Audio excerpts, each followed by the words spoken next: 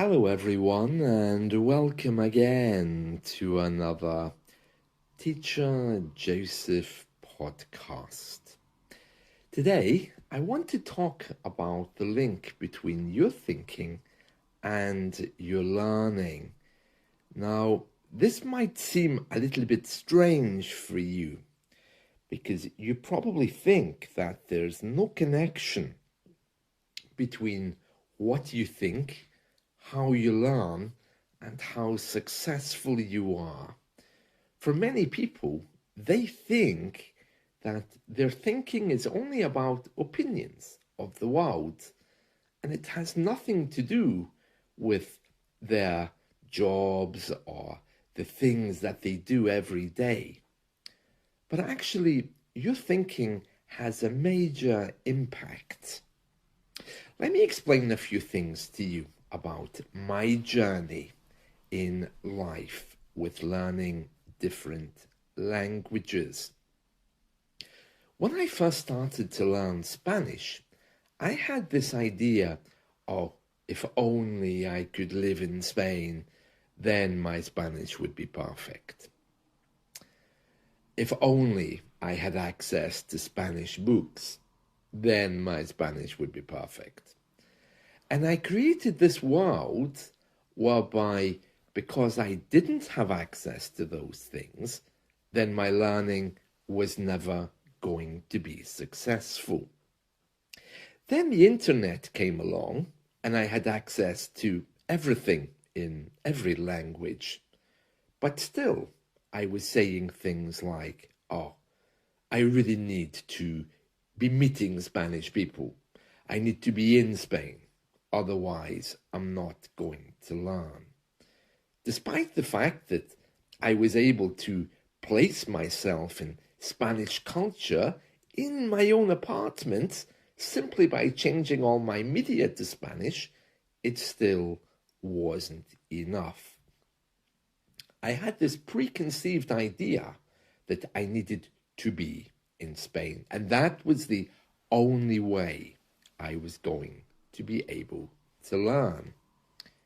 Now, I did manage to get some, I suppose, a good level of Spanish actually before I went to Spain, but I was somewhat shocked after I got there because despite the fact that I was sure I needed to be in Spain to learn Spanish, I spent most of my time wandering around asking people if they spoke English.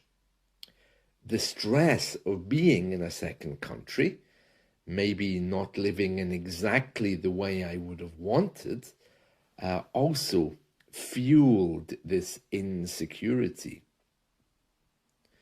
Many people who wanted to be my friends realized that as an English teacher and as an English speaker, I could help them with English, and they weren't too open to the idea of helping me with Spanish because, well, they weren't teachers. They were kind of like me. They realized that they needed native speakers there in order to practice. I was so shy speaking Spanish that I didn't really practice very much. And at one point, if there was even one person in Barcelona that was speaking English, I would have found them.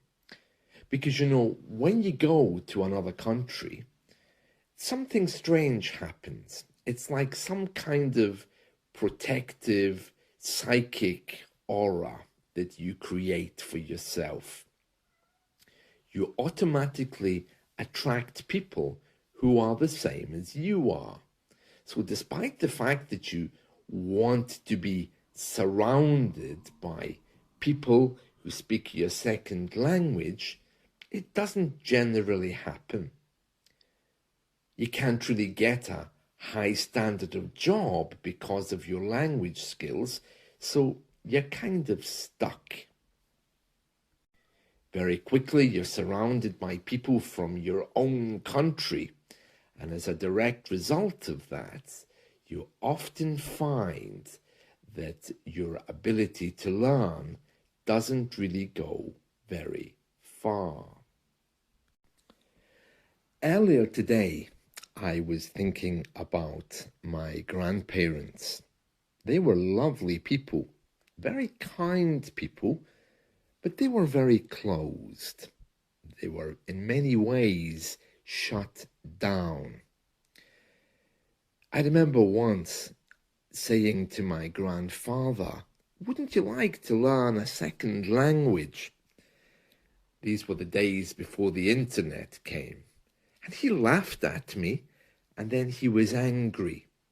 He said, "You know what your problem is? You're becoming too confident. You need to remember where you came from and just accept in life this is where you belong." Because he came from a place where being in a community was the most important.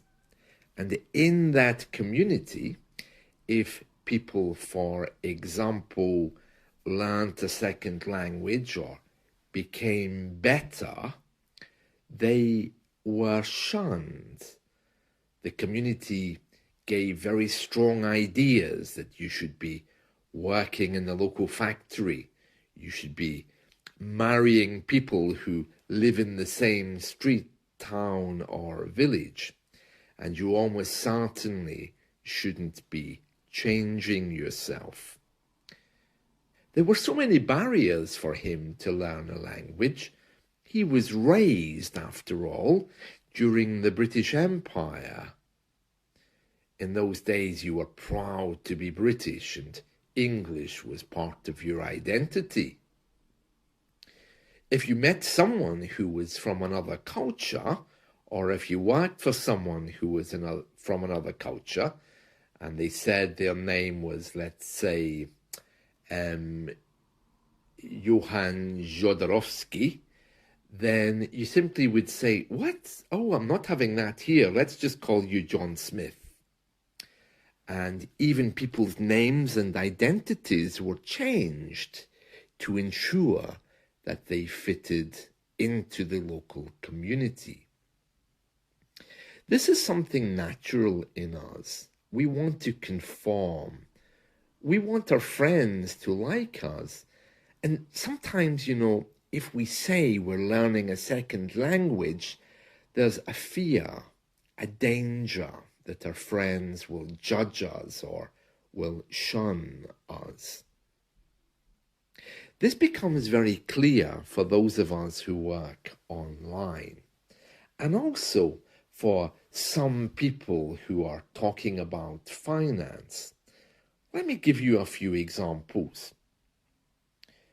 Around here where I live, when people say, "What do you do? What is your job?"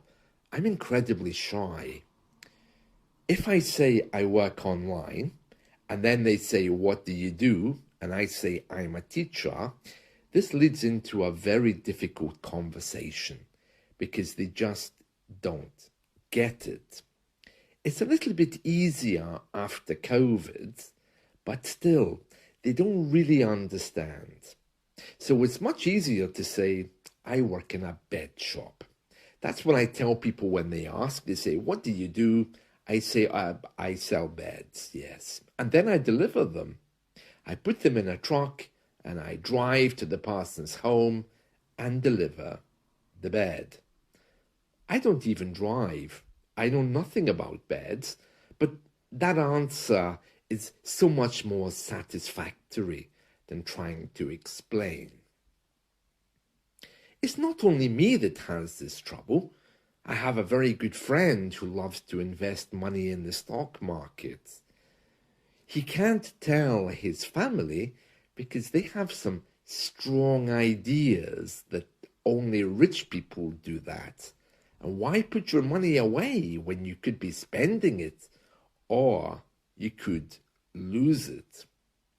One of them said to him recently, "Who do you think you are, Donald Trump?" And it hurt him a lot. So he promised he wouldn't tell anyone that he invests money. It's getting easier for him now because we all know someone, of course, who invests something. But there's still a lot of people out there who have very closed minds. And when our minds are closed, it's not very good for learning. We've all been in that place. My example of wanting to get to Spain to learn Spanish, getting there and then realize that, well, actually, I was better off at home, I think. And there's many other examples of that. For example, these days I have diabetes. I used to think that, wow, diabetes, that's the problem of people who eat too much sugar. They don't look after their health. It's their own fault. Now that I have diabetes, my view is very, very different. I was talking to a student the other day, and she believed that in order to learn English, there was a particular grammar book that she needed.